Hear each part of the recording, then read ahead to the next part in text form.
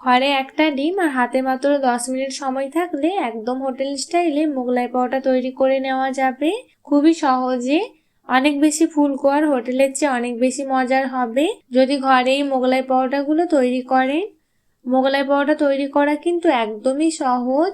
এরপরেও বিকেলের নাস্তা অথবা হঠাৎ করে গেস্ট চলে আসলে কিন্তু আমরা হোটেল থেকে কিনে নিয়ে আসি। বাট আমার মনে হয় আজকে আমার এই রেসিপিটি দেখার পরে আপনাদের আর কখনোই হোটেল থেকে এই মোগলাই পরোটাগুলো কিনে নিয়ে এসে খেতে হবে না। আসসালামু আলাইকুম এভরিওয়ান, ওয়েলকাম টু রান্নাঘরের জাদু ডব্লুবি। প্রথমে একটা মিক্সিং বোলের মধ্যে 1 কাপ ময়দা নিয়ে নিতে হবে। সঙ্গে নিয়ে নেব 1 টেবিল স্পুন চিনি আর হাফ চা চামচ নুন। এবার এই শুকনো উপকরণগুলো একটা চামচ দিয়ে খুব ভালোভাবে মিশিয়ে নিতে হবে। আর মেশানো হয়ে গেলে 2 টেবিল স্পুন সাদা তেল ব্যবহার করব। সাদা তেলটা দিয়ে হাত দিয়ে খুব ভালোভাবে মিশিয়ে নিতে হবে। এই মেশানোটাই কিন্তু এই মোগলাই পরোটাগুলোকে খুবই ফুলকো ফুলকো আর খাস্তা বানিয়ে দেবে। তাই এই ময়ানটা কিন্তু একটু ভালোভাবে করে নিতে হবে। আর দেখুন, হাতের মধ্যে নিলে ঠিক এরকম ঢেলা বেঁধে যাবে, আবার ভাঙলে ভেঙে যাবে, তার মানে একদম পারফেক্ট হয়েছে। এবার আমি অল্প অল্প করে পানি দিয়ে একটা ডো বানিয়ে নেব। আমি পানির পরিমাণটা আর বললাম না, আপনারা আপনাদের ইচ্ছে মতো অল্প অল্প করে পানি দিয়ে এই ডোটা মেখে নিতে হবে। আর দেখুন, ডোটা খুব ভালোভাবে স্মুথভাবে মেখে নিয়েছি। এবার আমি রেস্টে রেখে দেব। তার আগে ওপর থেকে একটু তেল মাখিয়ে নিলাম, এতে করে ওপরের অংশটা ড্রাই হবে না। এবার ঢাকা দিয়ে আমি রেস্টে রেখে দেব। আর এদিকে আমি ডিমটা রেডি করে নেব। তার জন্য একটা বোলের মধ্যে 1 কাপ পেঁয়াজ কুচি নিয়ে নিতে হবে। আমি যেহেতু একটা ডিম দিয়ে দুটো মোগলাই পরোটা বানিয়ে দেখাবো, তাই আমি পেঁয়াজের পরিমাণটা একটু বেশি পরিমাণে নিয়েছি। হাফ চামচ নুন অ্যাড করব। 2 থেকে 3টে কাঁচা লঙ্কা কুচি করে নিয়েছি, ওটাই অ্যাড করব।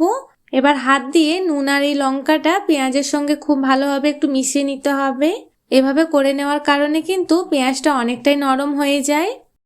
এবার একটা ডিম আমি ভেঙে নিয়েছি, এটাই আমি অ্যাড করব।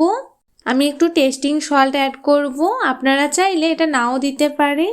কিছুটা পরিমাণে ধনেপাতা কুচি করে নিয়েছি 1 টেবিল স্পুনের মতো, ওটাই আমি অ্যাড করব। এবার খুব ভালোভাবে সবগুলো উপকরণ মিশিয়ে নিতে হবে। আমি এখানে একটা ডিম দিয়ে দুটো মোগলাই পরোটা বানিয়ে দেখাবো, আপনারা চাইলে দুটো ডিম দিয়েও কিন্তু বানিয়ে নিতে পারেন। আর দেখুন, এই ডিমের মিশ্রণটা কিন্তু একদম রেডি হয়ে গেল। আর এদিকেও ময়দাটা কিন্তু 10 মিনিটের মতো রেস্টে রাখা হয়ে গেছে। আবারও আমি হাত দিয়ে একটু খুব ভালোভাবে মেখে নেব। আগের থেকে কিন্তু অনেকটাই সফট হয়ে গেছে।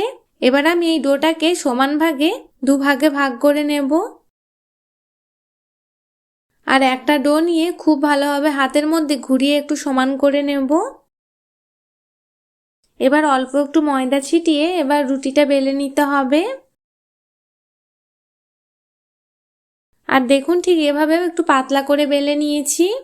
এবার অল্প অল্প করে ডিমের মিশ্রণটা তুলে এভাবে মাঝে দিয়ে দিতে হবে। পরিমাণ মতো ডিমের মিশ্রণটা দেওয়া হয়ে গেলে এভাবে এক সাইড থেকে ফোল্ড করে নিতে হবে। আর এই ডিমের মিশ্রণটা একটু এভাবে লাগিয়ে নিতে হবে। আমি আবারও ফোল্ড করে নিলাম। আবারও আমি 2 সাইড থেকে এভাবে ফোল্ড করে নিয়েছি। এখানে একটা কিন্তু আমার রেডি হয়ে গেল। আমি সেমভাবে আরও একটা তৈরি করে নেব। এবার আমি পরোটাটা ভাজতে চলে যাব। তার আগে কড়াটা খুব ভালোভাবে গরম করে পরিমাণ মতো তেল দিয়ে দেব। তেলটা হালকা গরম হয়ে গেলেই তেলের ওপর এভাবে ছেড়ে দিতে হবে। তেলটা কিন্তু এখানে খুব একটা বেশি গরম হবে না, হালকা গরম হলেই তেলের মধ্যে ছেড়ে দিতে হবে। আর আঁচটা মিডিয়ামে রাখতে হবে। ওপর থেকে একটু এভাবে তেল ছিটিয়ে দিলেই দেখুন আস্তে আস্তে এই পরোটাটা কি সুন্দর ফুলে আসছে। দেখুন কতটা ফুলে উঠেছে। এক পিঠটা হালকা লাল হয়ে গেলে উল্টে দিতে হবে। 2 পিঠটা উল্টে পাল্টে খুব ভালো করে ভেজে নিতে হবে। যখন এরকম একটা সুন্দর কালার চলে আসবে, এবার আমি তেল ঝরিয়ে তুলে নেব।